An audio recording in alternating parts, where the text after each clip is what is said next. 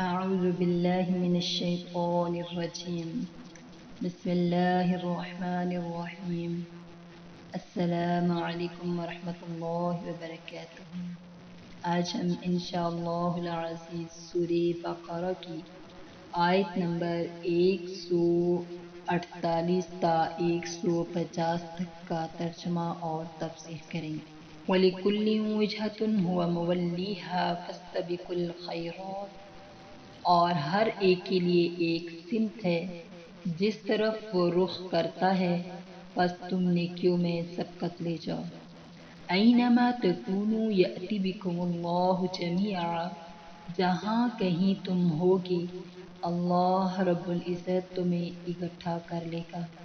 ان اللہ علی کل شیء قدیر، بے شک اللہ تعالی ہر چیز پر قدرت رکھنے والا ہے. وَمِنْ حَيْثُ خَرَجْتَ فَوَلِّ وَجْهَكَ شَطْرَ الْمَسْجِدِ الْحَرَامِ، اور جہاں سے آپ نکلیں پس اپنا رخ مسجد حرام کی طرف کر لیں. وَإِنَّهُ لَلْحَقُّ مِنْ رَبِّكَ، اور بے شک آپ کے رب کی طرف سے یہی حق ہے. وَمَا اللَّهُ بِغَافِلٍ عَمَّا تَعْمَلُونَ، اور اللہ تعالیٰ اس سے بے خبر نہیں جو تم کرتے ہو.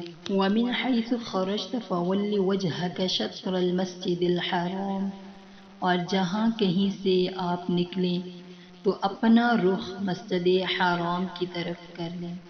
وَحَيْثُ مَا كُنتُمْ فَوَلُّوا وُجُوهَكُمْ شَطْرَهُ، اور تم جہاں کہیں ہو سو کر لو اپنا رخ اس کی طرف. لِأَلَّا يَكُونَ لِلنَّاسِ عَلَيْكُمْ حُجَّةٌ، تاکہ لوگوں کے لیے تم پر کوئی دلیل نہ رہے.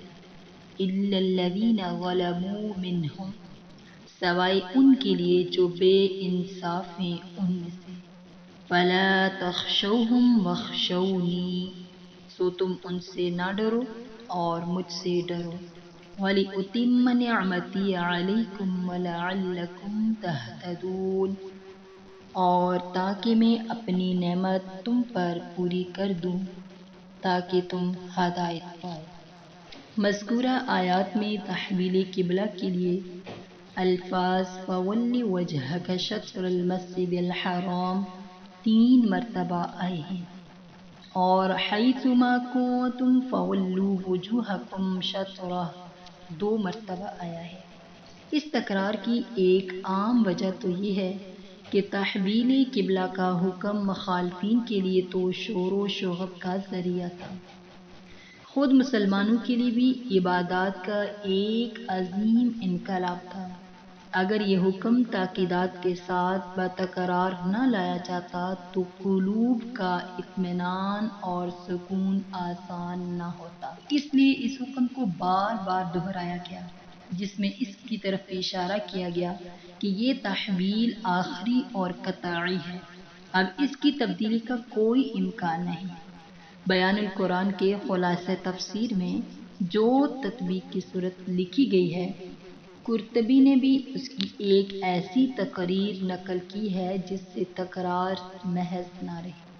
مثال کے طور پر فرمایا کہ پہلی مرتبہ جو حکم آیا فَوَلِّ وَجْهَكَ شَطْرَ الْمَسْجِدِ الْحَرَامِ وَحَيْثُ مَا كُنتُمْ فَوَلُّوا وُجُوهَكُمْ شَطْرَهُ، یہ حکم حالت حضر کا ہے کہ جب آپ صلی اللہ علیہ وسلم اپنی جگہ مقیم ہیں تو آپ صلی اللہ علیہ وسلم مسجد حرام کی طرف رخ کیا کریں، اور پھر پوری امت کو اسی کا حکم دیا گیا. اور حیث ما کنتم کا مفہوم اس تقریر پر یہ ہوگا کہ اپنے وطن اور شہر میں جس جگہ بھی ہو استقبال بیت اللہ ہی کا کرنا ہے. یہ حکم صرف مسجد نبی صلی اللہ علیہ وسلم کے ساتھ مخصوص نہیں. پھر دوسری مرتبہ جو انہی الفاظ کے ساتھ حکم آیا کہ اس سے پہلے من حیث خارج تک کے الفاظ نے یہ واضح کر دیا کہ یہ حکم وطن سے نکلنے اور سفر کی حالت کے لیے ہے. اور چونکہ سفر کے حالات بھی مختلف ہوتے ہیں، کبھی چند روز کے لیے کبھی کسی بستی میں قیام کیا جاتا ہے، کبھی سفر قطع کرنے کا سلسلہ ہوتا ہے. ان دونوں حالتوں کو عام کرنے کے لیے تیسری مرتبہ پھر ان الفاظ کے ساتھ وَحَيْثُ مَا كُنتُمْ کا اضافہ کر کے بتلا دیا. کہ سفر کی کوئی بھی حالت ہو، ہر حال میں استقبال مسجد حرام ہی کا کرنا ہے۔ تو اس تیسری مرتبہ کے اعادے کے ساتھ تحویل قبلہ کی ایک حکمت کا جو جوڑ لگا دیا گیا کہ مخالفین کو یہ کہنے کا موقع نہ ملے کہ نبی آخر الزمان صلی اللہ علیہ وسلم کا قبلہ تو تورات اور انجیل کی تصریحات کے مطابق کعبہ ہونا چاہیے، اور یہ رسول اللہ صلی اللہ علیہ وسلم کے بیت المقدس کا استقبال کرتے ہیں، کعبہ کے بجائے بیت المقدس کا استقبال کرتے ہیں، جیسا کہ آگے آیت میں فرمایا وَلِكُلٍّ وِجْهَةٌ هُوَ مُوَلِّيهَا، وجہتن واو کی کسرہ کے ساتھ ہے۔ تو اس صورت میں اس کے لغوی معنی ہیں جس چیز کی طرف رخ کیا جائے۔ حضرت ابن عباس رضی اللہ تعالی عنہ نے فرمایا کہ اس سے مراد قبلہ ہے، اور حضرت ابی بن کعب رضی اللہ تعالی عنہ کی قرات میں اس جگہ وجہتن کے بجائے قبلۃ بھی منقول ہے۔ مراد آیت کی جمہور مفسرین کے نزدیک یہ ہے کہ ہر قوم کا قبلہ جس کی طرف وہ عبادت میں رخ کرتے ہیں مختلف ہے، خواہ من جانب اللہ ان کو ایسا ہی حکم ملا ہے یا انہوں نے خود کوئی جانب مقرر کر لی ہے۔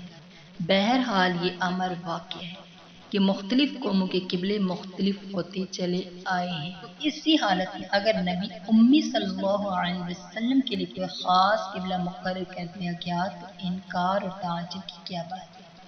آگے فرمایا فاستبقوا الخیرات۔ اس سے پہلے جملے میں یہ فرمایا تھا کہ مختلف قوموں کے مختلف قبلے ہیں، کوئی ایک دوسرے کے قبلے کو تسلیم نہیں کرتا، اس لیے اپنے قبلہ کے حق ہونے پر ان لوگوں سے بحث فضول ہے۔ اس جملے کا حاصل یہ ہے جب یہ معلوم ہے کہ اس بحث سے ان لوگوں کو کوئی فائدہ نہیں پہنچے گا تو پھر اس فضول بحث کو چھوڑ کر اپنے اصلی کام میں لگ جانا چاہیے، اور وہ کام ہے نیک کاموں میں دوڑ دھوپ اور آگے بڑھنے کی کوشش۔ اور چونکہ فضول بحثوں میں وقت ضائع کرنا اور مسابقت الی الخیرات میں سستی کرنا عموماً آخرت سے غفلت کے سبب ہوتے ہیں۔ جس کو اپنی آخرت اور انجام کی فکر درپیش ہو وہ کبھی فضول بحثوں میں نہیں الجھتا، اپنی منزل طے کرنے کی فکر میں رہتا ہے۔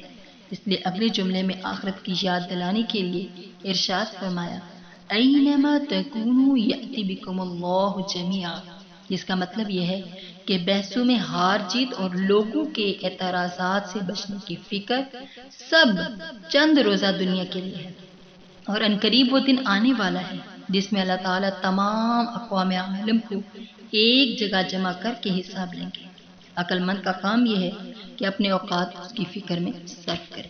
فاستبقوا، لفظ فاستبقوا سے یہ بھی معلوم ہوا کہ انسان کو چاہیے کسی نیک عمل کا جب موقع مل جائے تو اس کے کرنے میں دیر نہ کرے، کیونکہ بعض اوقات اس کے ٹلانے اور تاخیر کرنے سے توفیق سلب ہو جاتی ہے، پھر آدمی کام کر ہی نہیں سکتا، خواہ وہ نماز ہو، خواہ وہ روزہ ہو یا حج ہو، صدقہ وغیرہ۔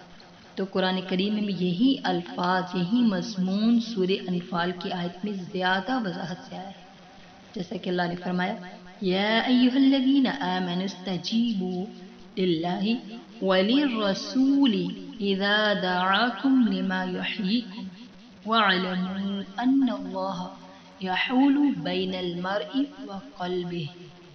ترجمہ ہے کہ اے ایمان والو تم اللہ اور رسول کے کہنے کو بجا لایا کرو جبکہ رسول صلی اللہ علیہ وسلم تم کو تمہاری زندگی بخش چیز کی طرف بلاتے ہیں، اور جان رکھو کہ اللہ تعالیٰ آڑ بن جایا کرتا ہے آدمی کے اور اس کے قلب کے درمیان۔ اس لیے ہمیں چاہیے کہ چند روزہ دنیا کی فکر کرنا چھوڑ دیں اور آخرت کی تیاری کرنے کی طرف بڑھیں، ہمت کریں تاکہ اللہ پاک ہمارے لیے آسانیاں پیدا فرمائے۔ اللہ پاک سے دعا کریں کہ اللہ پاک ہمیں آخرت کی تیاری کرنے کی توفیق عطا فرمائے، جو سنا اور جو کہا گیا اس پہ عمل کرنے کی توفیق عطا فرمائے، آمین۔